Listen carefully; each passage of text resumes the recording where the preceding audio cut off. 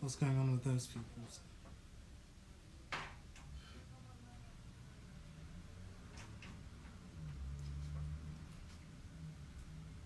I managed to actually get there to the point where Caleb was saying something.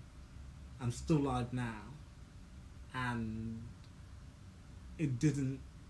It froze like it was going to actually kick us off, and it did kick us off. So I managed to save it before it kicked us off, because that is the worst thing that happens on these lives, and it always seems to happen at 25 minutes past.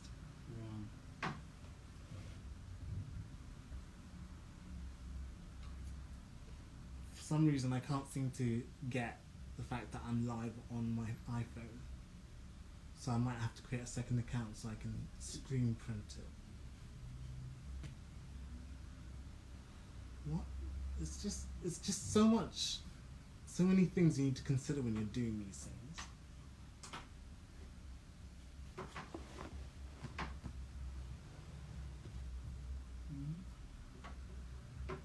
But Caleb's back, amazing.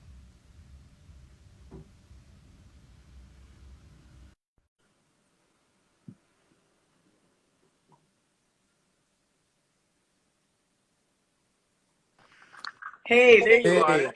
So my phone, I think my phone overheated, which it's was it your never done phone before. overheated, or was it the fact that our internet might have disconnected?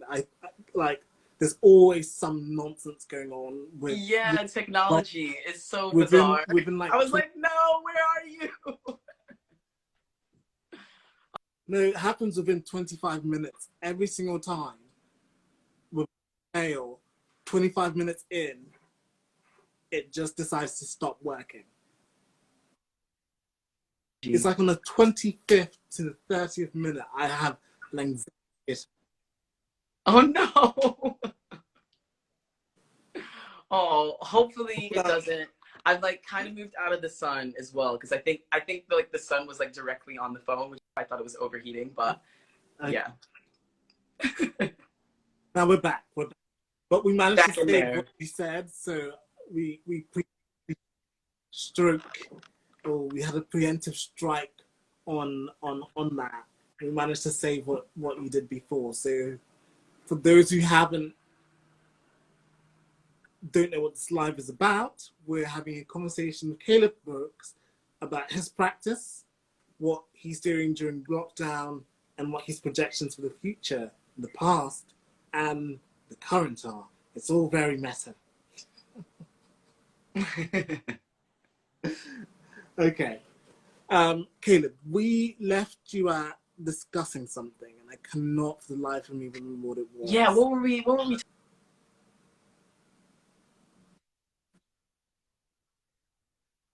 We were talking about very interesting. You were going to start speaking about something. If we can't remember, let's just leave it there, what was the question that you asked me and before discuss we the work lost each that's other? behind next. Yeah, what's the work? What's the Okay. name of the work next to me? So referring it to as Llewellyn, um, which is the person who's a good friend of mine that's featured in the work. Um, and piece is gosh, it's a lot of things. So basically, I started this series of paintings where I created these like therianthropic figures, half Black queer people and half creatures of the sea. And I was thinking a lot about the African diasporic connection to water, it as a place of healing, and it also as a place of pain, in reference to like the Atlantic slave trade. And I've also been thinking a lot about this kind of difference between history being something that's, fixed and permanent and unchangeable, whereas memory is something that I feel like is a lot more malleable and sensory. Um, and this space of pain and this space where the perspective colonizer, I wanted to start creating works that reposition that and also kind of this quite fantastical, futuristic visibility of like Black queer people in connection to that history. So yeah, that's kind of.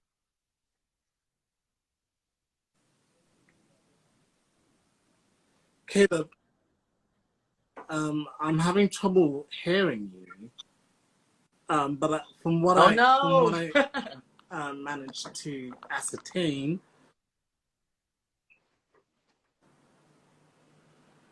yeah, we're back. We're back. We're back. From what I managed to ascertain, this is a work that sort of plays with ideas of the the sea god, the sea god. It's almost like a sea god or like a chimera, one of those creatures that's half human, half animal, and it does sort of play on those factors that are quite interesting. For example,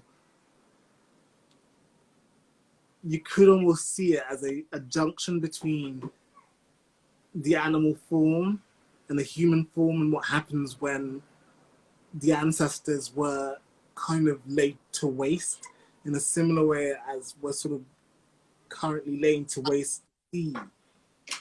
And the body's kind of, the tentacles of capitalism can kind of be, you know, have a Yeah, reach that is definitely. I feel everywhere like and omnipresent. absolutely. And I think what I like to do is kind of tap into these like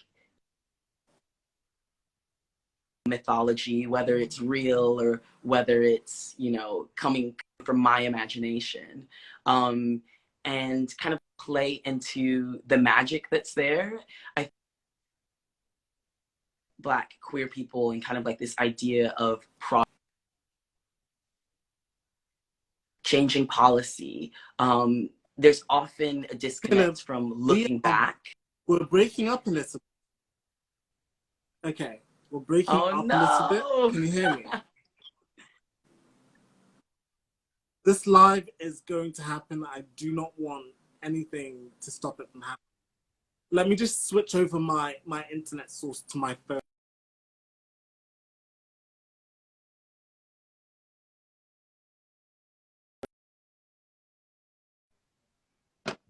Stay on the line. I'm just switching my internet source to Okay, we'll do. another source, because that might make it a lot easier to like deal with what's going on.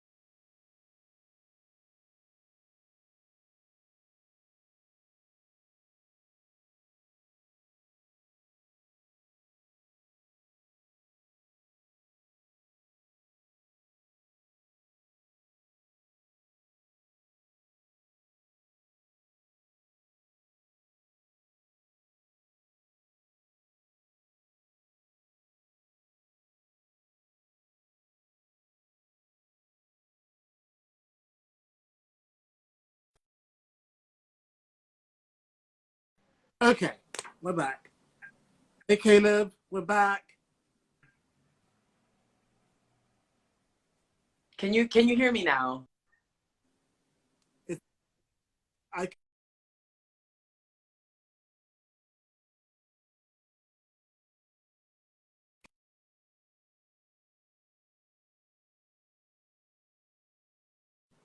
can you hear me?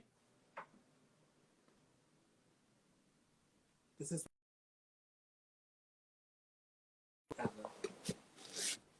Caleb left. He had to leave, which is fine.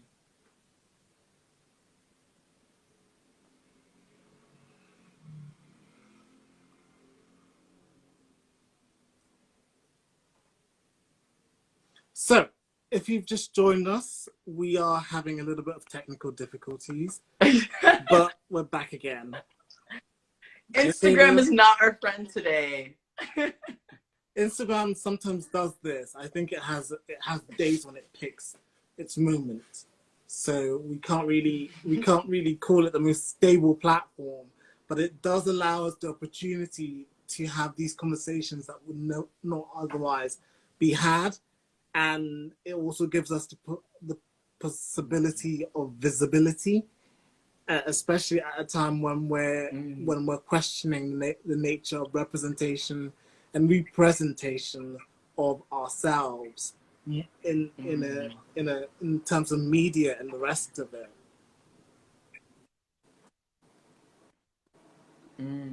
Yeah, absolutely. It's really cool. This is my second live ever. And I'm actually really enjoying it because it's just like chatting to a friend on FaceTime, you know? It is like chatting to a FaceTime. But then everyone gets to listen in. They do, and sometimes they also get to ask questions. But I've realized over the time that I've been doing it, people enjoy this relationship that I can strike with you, the interlocutor, a lot more than the questions that they have in mind, because we're not doing the traditional interview where I ask you, oh, so what is your artistic pedigree? No. It's more about a getting to know you session and exploring your work through a kind of meandering conversation. Yeah, it's nice. It's very organic. Yeah, that's why it's. I can Go on. I can't remember what I was saying when we got disconnected, but I don't know if you could hear me. I can introduce the painting next to you if you like. Please do. Yeah. So this is a piece I was saying, it's where it's like I'm creating these therianthropic figures and meshing like this Black queer figure with creatures. And one of the things I was saying before was it's kind of me creating this line between history and memory. History being something that's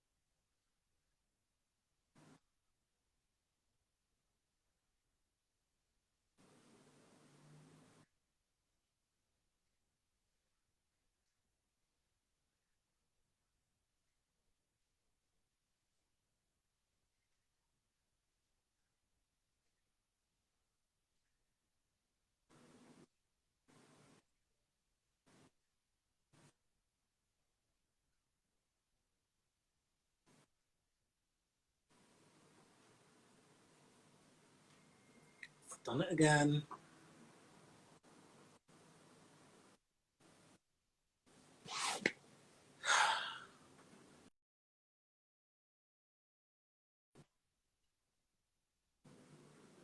Hey guys, I had to take Caleb off for a second because it was misbehaving itself again. But this piece is a very interesting piece that we've discussed twice now, and it has a really interesting sort of backstory that Caleb has just mentioned. If there we are, she's back. Okay, great.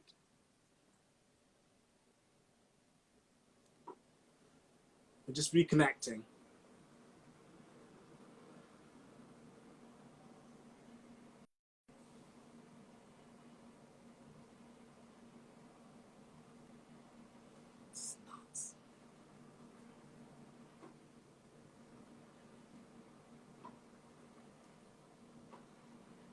I think it's because there's so many lives going on today because it's a Friday and everyone wants to do a live. Instagram's bugging because it's a Friday and everyone wants to do a live on a Friday.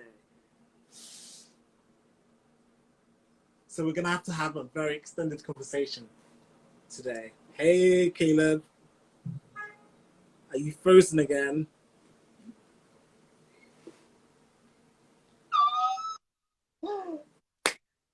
Yeah, it's not the first time this happened. I've had I've had Hey. 3 lives. Let's just persevere with it. We're not gonna do it. Just Yeah. persevere with it now. Even through until it kind of cuts us off completely, and then we know. But yes, we're gonna have to move on from this painting, but because we've discussed it twice, I have like 3 different interpretations by the end of this. Okay, let's move on to another work. This one. So this piece, actually, I decided to name Black Lives Matter.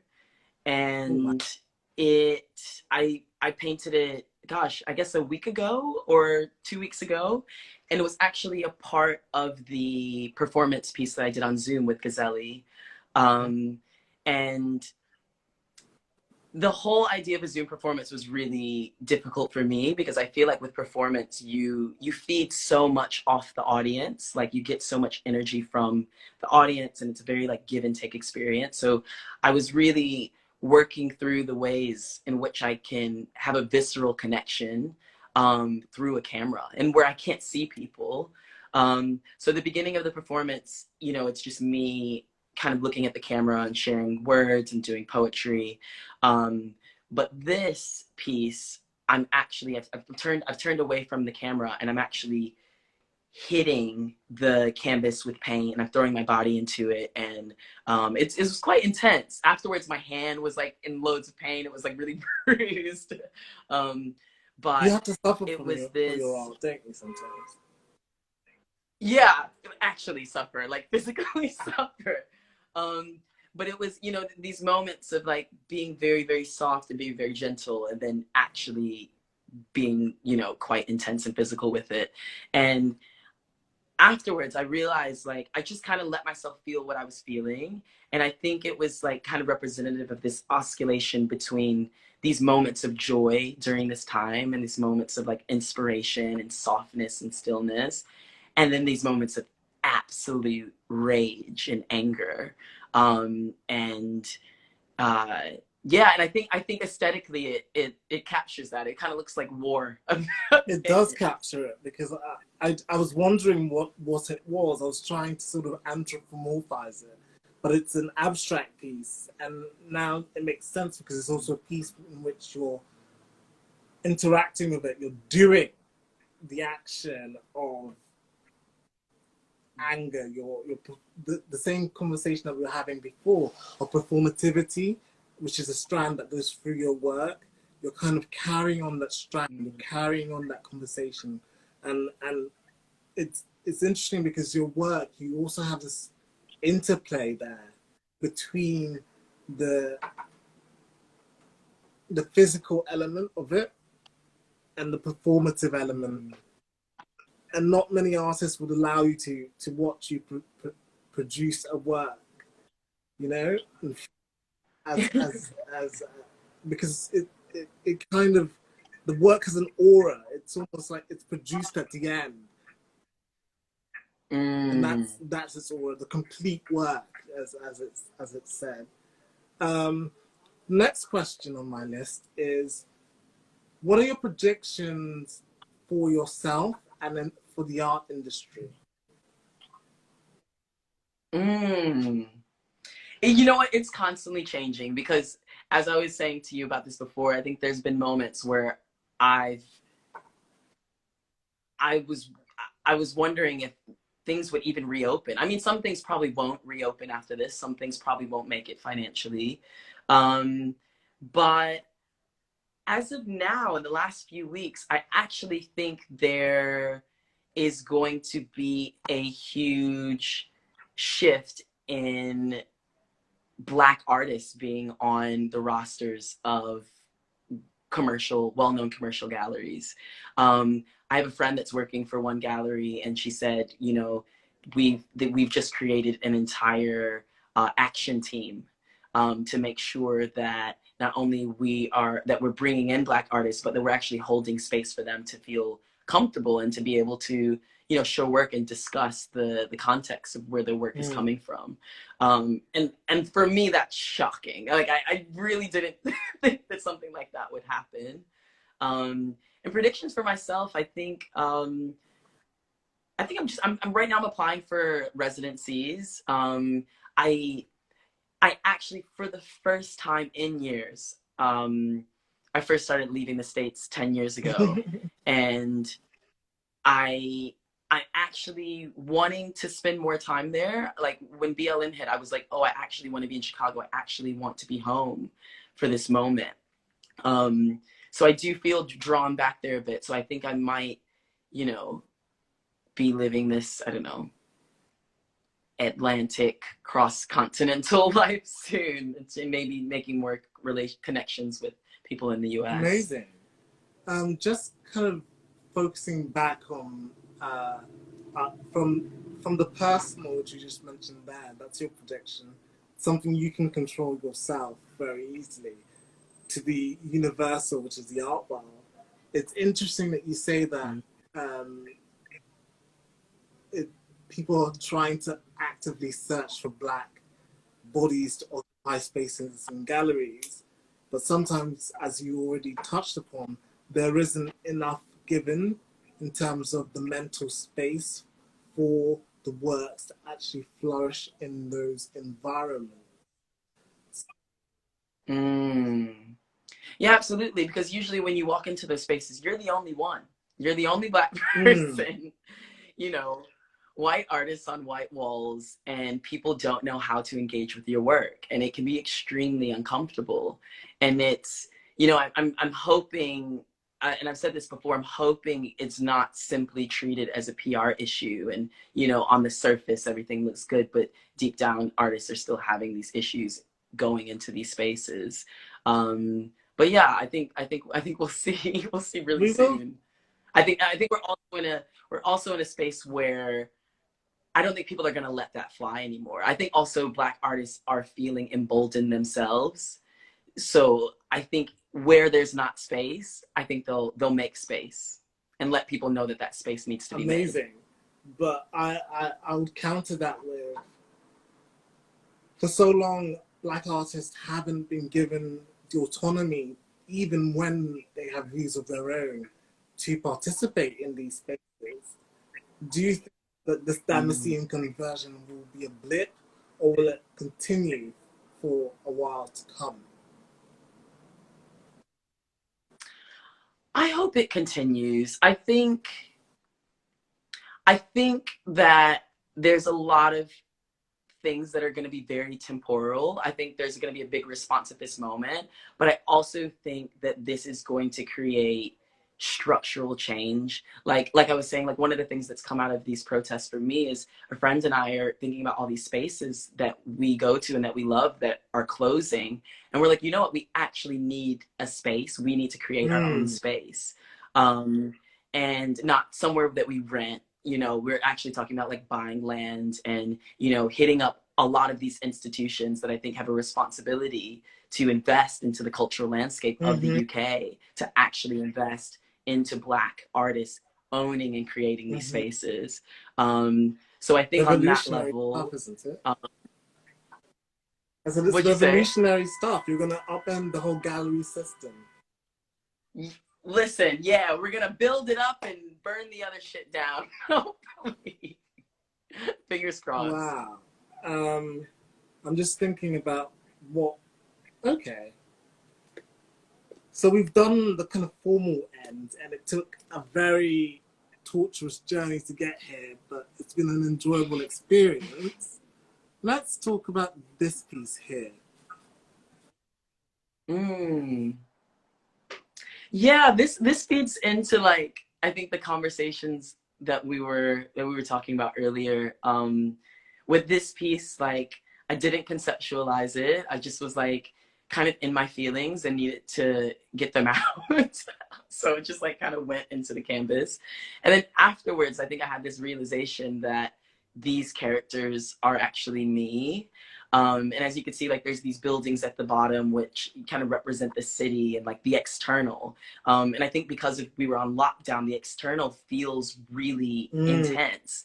And of course with, you know, there's a pandemic, there's BLM, there's all these things happening. So I feel like this city is kind of like this place of chaos. And while you're trying to interact with that external, you're also dealing with everything inside as well. So this is kind of, you know, you're dealing with your own identity, you're dealing with your feelings, you're dealing with your culture, your cultural identity as well. And I think, you know, for Black people, your cultural identity literally is front-facing news right now. And often trying to marry, I think, like that external with the internal, it feels like you're being kicked in the face. It feels like it's a really difficult thing to mesh. So yeah, I think ultimately, if I psychoanalyze, that's where that was coming from. I'm not going to do the whole exegesis of that piece just yet. I want to ask you a question that I asked you in private. How do you feel about Blackness? Caleb? Yeah. Just turning the light on. It's getting dark. Thank God. I was like, Caleb sat on the table or something. Okay. How do you feel about what's the word? Blackness? Do you feel like it's an identity or it's something genetic? Because those two are quite telling. And then I have to follow up for that as well.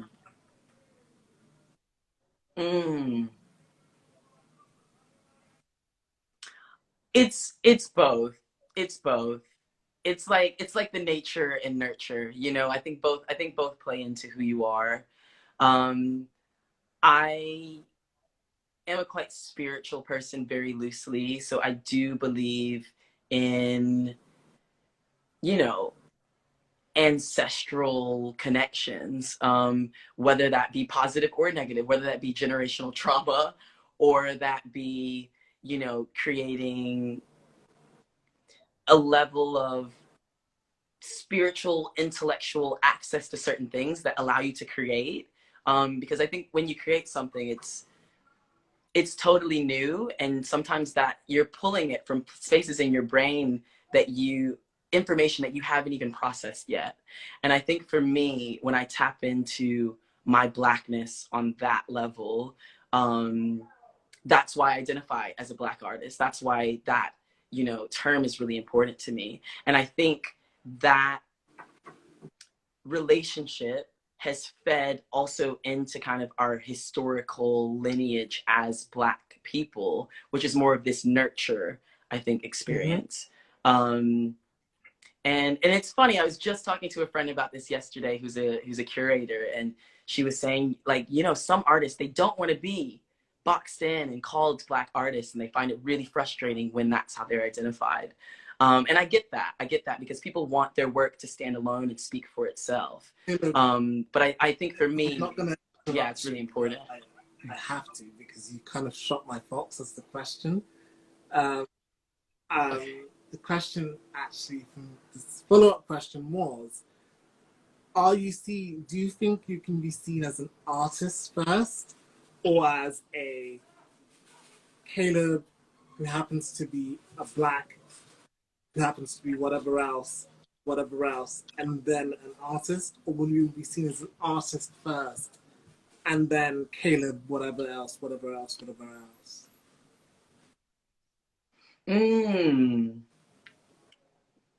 I feel like I'm in a transition and there's a flip that's happening, and I'm like just coming to the other side of that flip. And I think because my background was more humanitarian social justice work, I think it was more of Caleb as a person with these politics. And now that the art is its own kind of entity outside of me, I think it's becoming more forward facing and I'm becoming more in the background, and those politics are shifting into that space. So it's actually been a really weird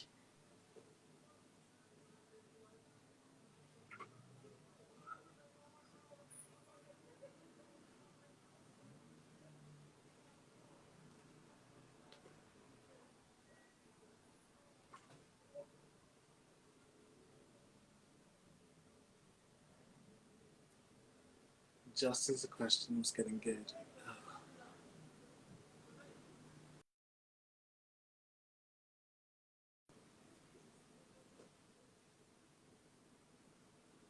Okay, let's add Caleb again.